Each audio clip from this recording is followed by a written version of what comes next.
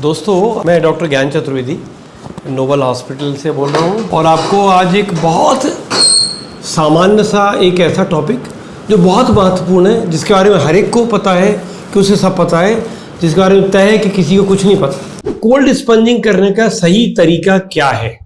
Cold spongin करने का सही तरीका आमतौर पे डॉक्टरों को भी नहीं पता, आमतौर पर नर्सिस को भी नहीं पता। आमतौर पर एक कोल्ड स्पंजिंग का मतलब होता है कि ठंडा पट्टियां रख दीजिए, उसको हम समझते हैं कोल्ड स्पंजिंग। नहीं, हम क्या करते हैं, पट्टियां तो रख दी, सिर पे पट्टी रख दी, हाथ पांव पट्टी रख दी, थोड़ा थोड़ा ऐसा कर रहे हैं, थोड़ा हवा चला दी, सब बुखार तो उतर ही नहीं रहा।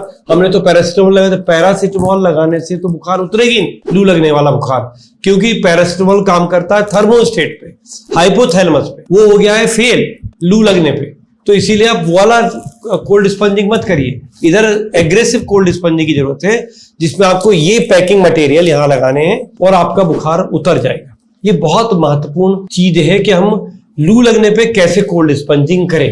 टेम्परेचर देखते रहिए, फिर आप ड्रिप लगाएं, चाहे फिर खूब पानी पिलाएं, चाहे उसको इलेक्ट्रॉल वाटर दे, वो बात की बातें। इमीडिएट काम है टेम्परेचर को नीचे उतारना, ये बहुत महत्वपूर्ण है। सो लू लगने से बचने के लिए आप पहले अर्ली लू को पहचानना सीखें।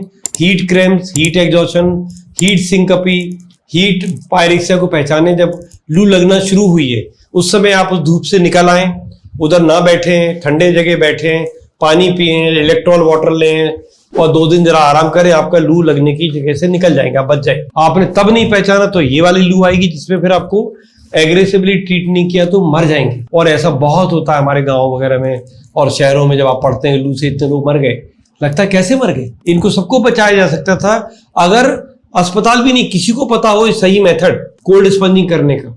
क्या आप उसे ठंडे पानी के चादर से निचोड़ के ठंडी चादर से ढक दीजिए, चलाइए और ये आइस पैक रख दीजिए, बच्चा बच जाएगा, ये आदमी बच जाएगा। ये बहुत महत्वपूर्ण है बुखार के केस में। अभी तो ये हो गया है कि लोग इसे भूल ही गए, डेंगू मान लेते हैं, डेंगू माने और चीजें ढूंढ लेंगे, कोरोना, डेंगू वायरल हो गया है। भाई साहब, अब ये समस्या ऐसी है, ये गर्मी आई है तो अलर्ट रहिए कि लू भी हो सकती है। और लू लगने वाली चीज मेटासिन से, क्रोसिन से या जो पैरासिटामोल के चीज उससे नहीं ठीक होगी। उसके लिए आपको फिजिकली ठंडा करना पड़ेगा। उसमें तो यहां तक जाते हैं जिसे हम कहते हैं कि आप कोल्ड वाटर डाल दीजिए, इसमें राइस ट्यूब से ठंडा पानी डाल दीजिए, करेक्टम में ठंडा पानी कर देते हैं, डायलिसिस कर देते हैं, बहुत सारे और मेथड भी हैं। पर इतना तो आप कर सकते हैं, कोई भी कर सकता है, छोटे से सेटअप में कर सकता है, घर पे कर सकता है ये वाली कोल्ड स्पंजिंग, और ये काम कर जाती है, ज्यादातर काम कर जाएगी। तो बस इसी के लिए मैंने आपको ये बात बताने की सोची कि अगर कोल्ड स्पंजिंग का तरीका, हाँ किसी को हल्का बुखार है, या कोल्ड स्पंजिंग का दूसरा तरीका भी बता दूं।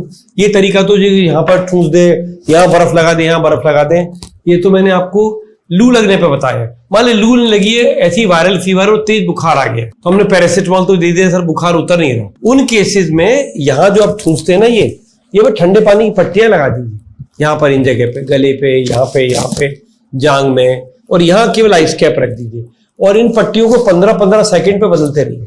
ये फट से गर्म हो जाए, फिर दूसरी पट्टी नीचे तैयार रखिए निचोड़ के, और ये पतले रूमाल नुमा कपड़े की यहाँ या पतली तौलिया की यहाँ पैकिंग करते रहिए, बहुत जल्दी बुखार उतर जाता है।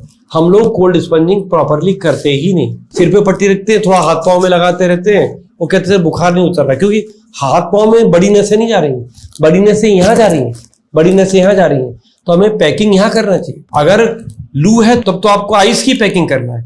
लू नहीं लगी हुई है तो सिंपल, अगर बुखार उतारना है किसी का, 102 बुखार है, वायरल फीवर के कारण बुखार है, तो यहाँ पर आपको ठंडे पानी की पट्टियां लगानी। ठंडा पानी बर्फ का नहीं, सिंपल टैप वाटर या घड़े का पानी, अच्छे निचोड़ दी, ठंडा कपड़ा हो, यहाँ वैसे 10-12 कपड़े तैयार रखिए, बदलते रहिए, खटखट बदलते रहिए 15-15 सेकंड, बुखार खट से उतर गया। बुखार उतारना एक कला है और थोड़ी मेहनत लगती है। आप डॉक्टर ने नर्स को कहा कि आप इसको कोल्ड स्पंजिंग कर दिए, नर्स ने घर वालों का जरा पट्टी लगा दीजिए, और बैठे हुए हैं कि बुखार तो उतर रहा है, कभी बुखार नहीं उतरेगा।